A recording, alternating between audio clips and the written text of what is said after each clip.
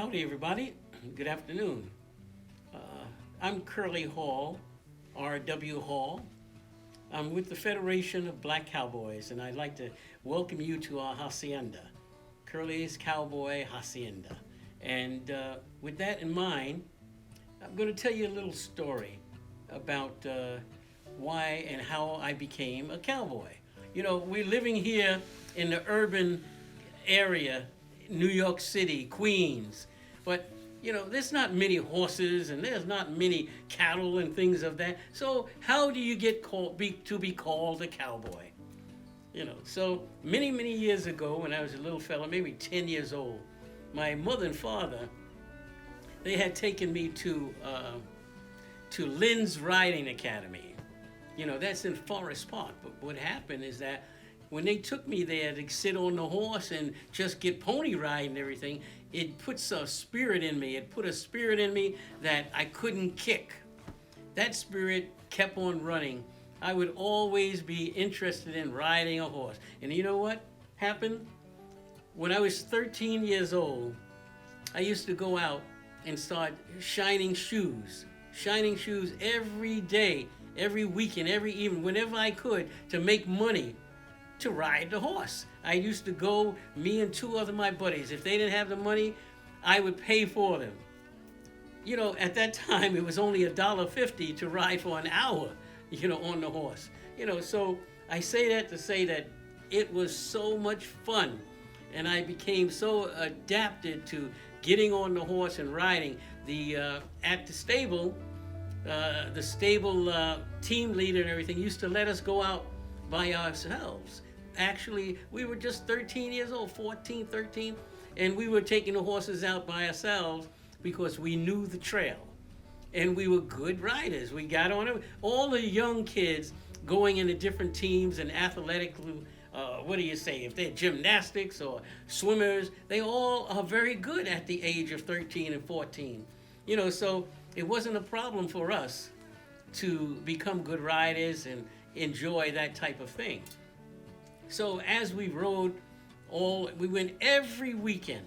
And then, of course, finally, it slowed down a little bit and we stopped.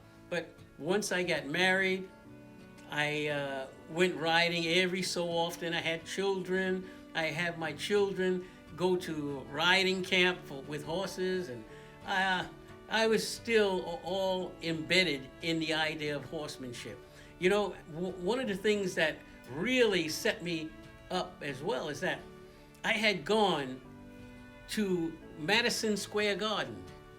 And in Madison Square Garden, way back in that time, 1958 or something of that nature, 55, they used to have the rodeo come there. And one of the cowboys that was there was Uncle Ben. I later met him later in life, but Uncle Ben won the world championship at that time. And he really impressed me. But what else also impressed me was the Long Ranger and Tonto.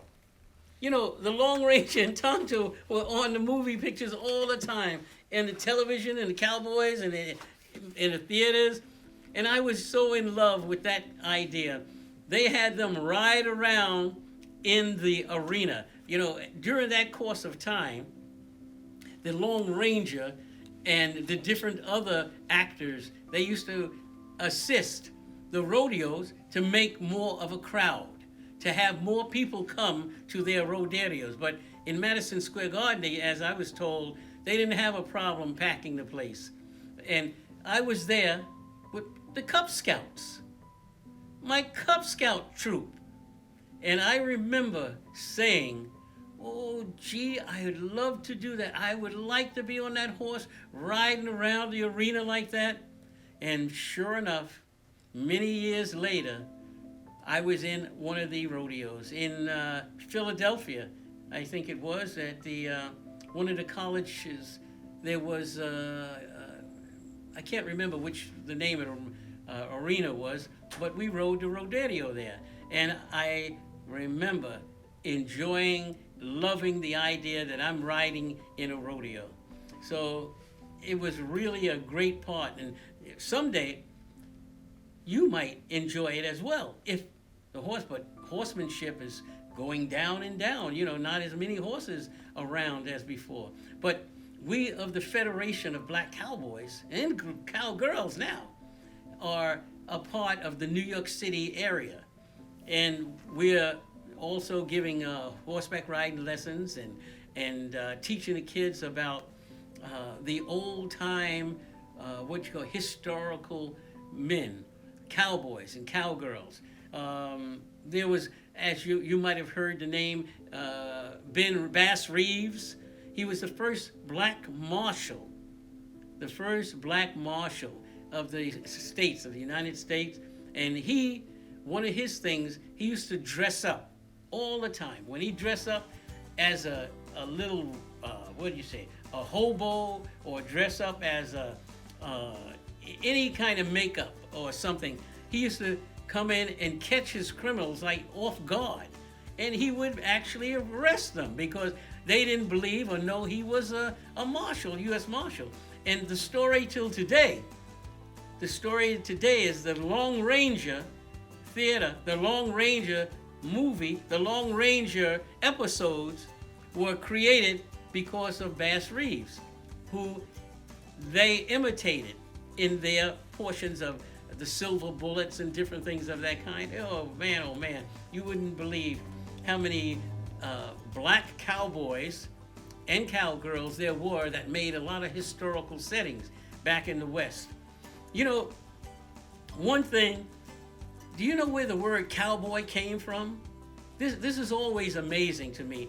The word cowboy came from long time ago on the plantations after they brought us over from Africa and saying we to tend to the farms. The plantation owner, he said, "Hey boy, go out and do my field." Hey, he had a field hand. Then he had a houseboy. And then he had a cowboy. He said, "Hey boy, go out and get my cow. Go bring those cattle in there, boy." So the word cowboy became a very historical, beautiful thought. I want to be a cowboy. It's no longer a derogatory word. It is a great kind of thing to be a cowboy. But you won't find too many around. The Federation of Black Cowgirls and Boys are definitely on the money with trying to keep the education alive with the expectation or the kids. We venture and we go to different schools, giving them the understanding of historical settings every February. We should be doing it during the year, everything, but the schools in the Black History Month are always looking for Black history to be taught to the kids. And of course, we are known out there, so they give us a call and we speak with them. They have a great time because we do a lecture demonstration. And that lecture demonstration includes involving them in a little rope tricks and things. No, they just love it. Well, as I can say right now, we used to have our group, the Federation of Black Cowboys. We had maybe 53 members. Everyone had horses. In order to be a part of the group, you had to have a horse. And that goes back 22 years ago or something, even 10 years ago. We all had horses, and we used to do rodeos at the Cedar Lane Stables, which was the stable that we created right here near Howard Beach in Brooklyn, right at the borderline, So we had really made a name for ourselves for all the Queens students in the kindergarten, in the first grade. We used to have barn tours. Barn tours allowed them to see the different types of animals we had on the thing. We had thoroughbreds. We had quarter horses. We had about 53 horses. We had ponies, and it was really, really a great spectacle for the kids to see how you wash the horse, how you do. The idea of being a horseman really I never knew it was going to be one of my passions. I only had a desire, but I never had a goal to make it happen. But now we have another goal, something very special. The historical features of the Native American and the Black American cowboy.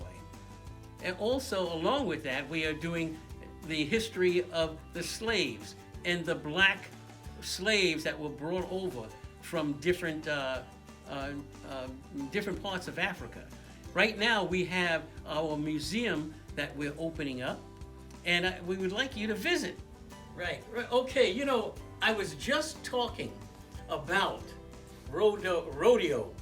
And when I was speaking about the rodeo and how we enjoyed it from happening, we had a couple of great people before us, years ago historically. Bill Pickett. The Bill Pickett rodeo is still occurring, and it's all black contestants. These guys are great, living the life of a historical setting. However, you know, in the modern day time as well, we have an 8-time world champion. We got Fred Whitfield right here, and right now he was world champion for 8 times in bulldogging and calf roping and different kinds of things of that kind. He's right here. This shirt here is the 6th time he won. It was part of his 6th-time championship, and this is his hat right here on the wall. Even though I got a hat, I think I like my hat better than his though, but it never won any championships. And you know, we have another bulldogger. This is Mountain Man Ellis. Mountain Man Ellis was a bulldog champion, won the black championship up in, I can't remember the location. However, he was, you know, one of the great bulldoggers. However, you know what he told me? He told me a secret. And you know what he said? He said, Curly, he said, you know what happened to me that day? He said, when I grabbed the bull, his horn got stuck on my pants leg.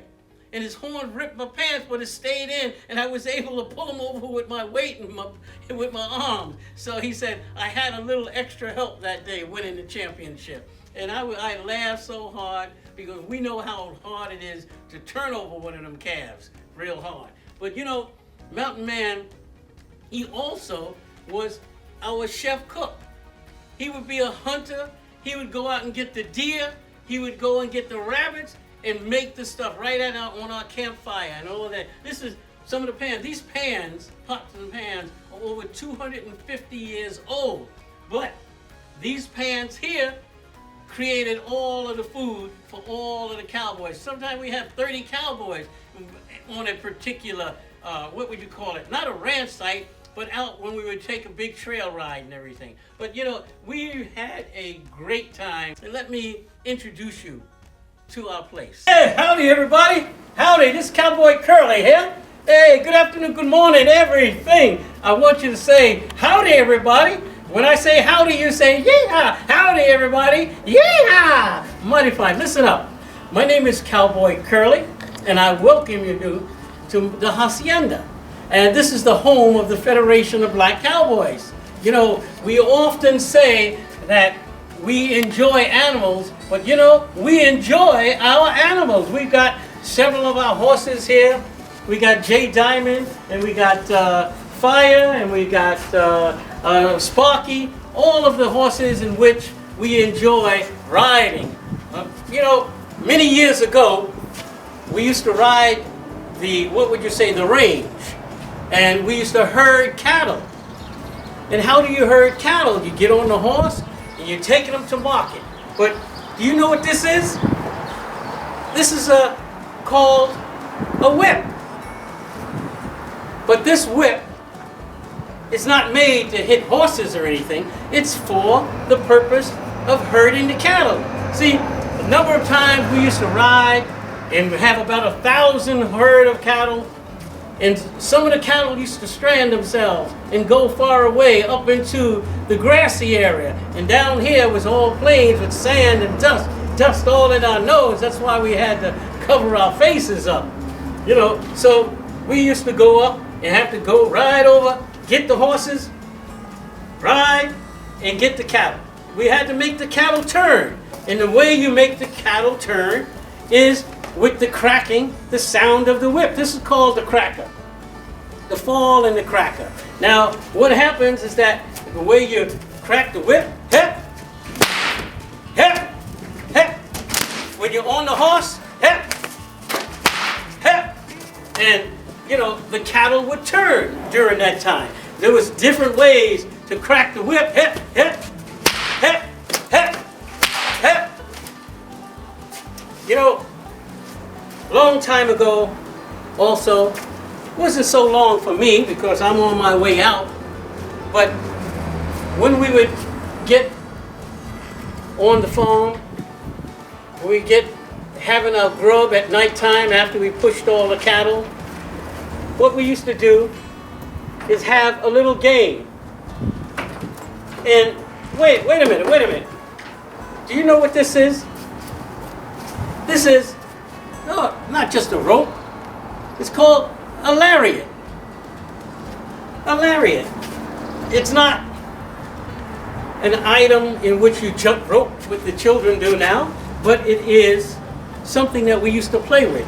One of the things is that this lariat, and it's not a lasso, this lariat has a hole called a hondo in the end of it. And on the end of this lasso, we take the tail. This is the tail. It's called, and we used to have playing games. And the object of the game was whoever can twirl the rope without the rope touching the ground or falling out of a circle would win the contest. Let me just demonstrate one little idea. You said, whoa, whoa, as we see the circle forming. You see the circle? Yeah! Let's give Curly a yeehaw. But you know, that was one of the small twirls of rope, twirl it, but then we would give a larger one. And the larger had a longer tail on it. We put the tail in the hondo in the hole at the end, and we bring it over, and now the object was to be able to twirl the rope and then jump into the circle. I don't know if I can do that, but let's see, get all of the tail inside the circle. You know, it's been a while, but as you see the circle getting bigger. Right. Howdy everyone. I'd like you to meet Jay Diamond. He is one of my older and most matured animals, which is a horse. Do you like the horse? Well, this little fella's been around for a long time. And do you believe he can understand English? Not Spanish, but he can understand English. Matter of fact, let me show you. Turn around.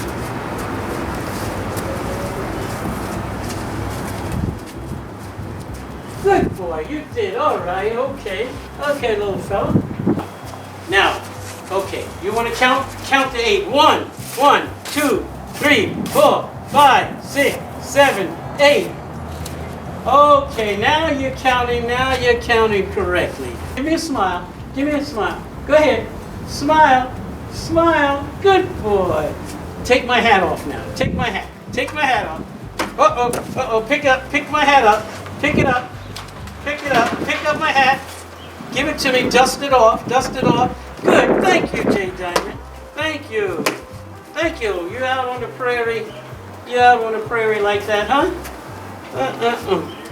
All right, little fella. You know what? Come on. Go back in. Yes. Go ahead. Inside.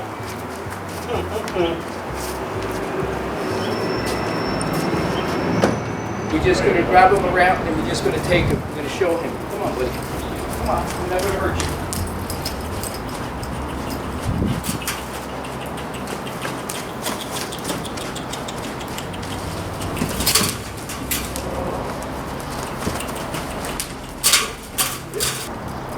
All right. We're going to teach you how to do this. Come on. Right to the wall. Now. Steady. Back up. Oh, right there. Now, hey. Follow me. Follow me. Hit. You can do it. No. You can do it. Go. Hit. Go. Hip.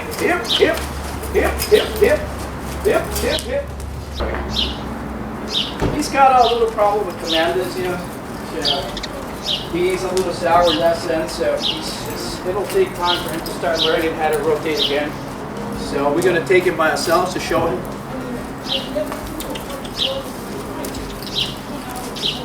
Come on, buddy. Now we're going to run with him. Show him that we got to do this. No, stop. No, let's go. Let's go. Come on, Dad.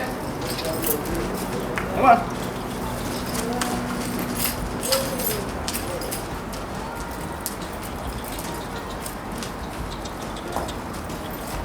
I'm stopping. I didn't see you stop. Let's go. Come on. Hit. We're going to try to sanitize the horse by giving a little rope, a little bit of rein so he knows. If you can see this, see that? This horse needs a lot of training, a lot of work, and they try to calm him down. See that? This is senses to be nervous. Once the ropes hits it, you know, shouldn't be jumping like that. Now he's coming down.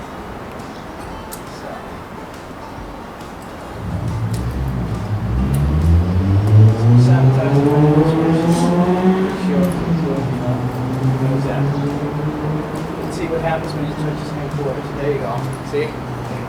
Someone in the past was using a lot of rope with him, teaching him to rope, and that's what he's scared. See that? There you go. All right. Back up. Back up. No. Back up. Back up. Back up. Back up. No, you should back up more than that. There you go. Perfect.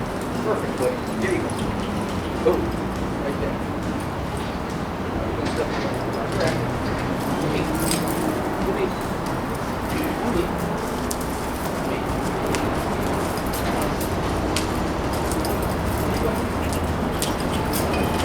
Don't stop it.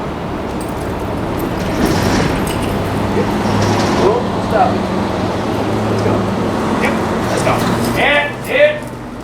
Come on. Yeah. No. Turn around. Wait. Hit.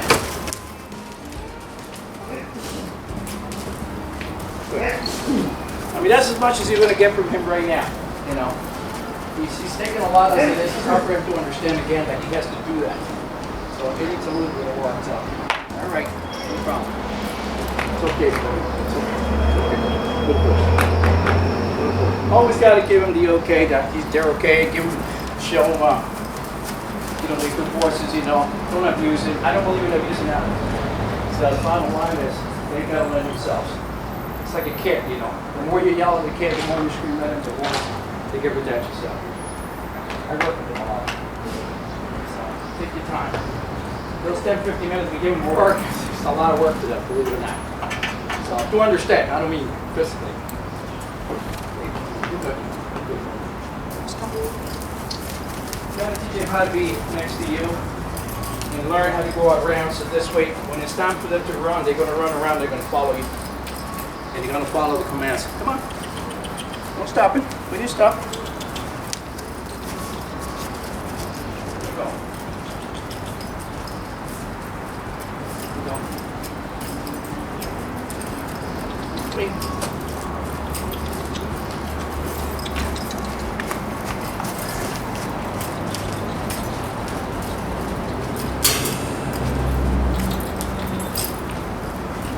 Good. Oh.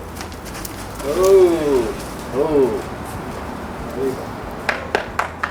you go. Yeah, just a little bit of work, but you'll be able to teach them as much as you can to reverse. They've learned a lot of, you know, discipline. If they learn how to back up, I always say horses can learn anything else. Back up. Back up. Oh. Always reward. Here. Any move you make, you sure you make the move, not the horse. The horse got to stay. No, no, you didn't say go anywhere, do you? See that? We don't want that. So, hey, back up. Right there.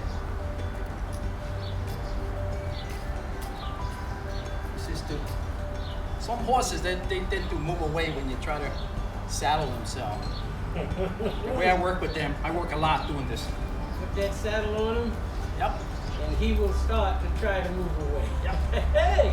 Yep. So that's why we do slowly. But if they continue doing it, I have a different technique for that. Back up. Back up. Nope. Nope. See the wall? Put them against the wall. And you hold in there. You try to mount it as many times as you can. You're going to get tired of that. You don't care. He's going to sit there. But he's going to learn one thing the next day, that he can't move from that. And then you take him out of it when you're ready to mount. See? That's it.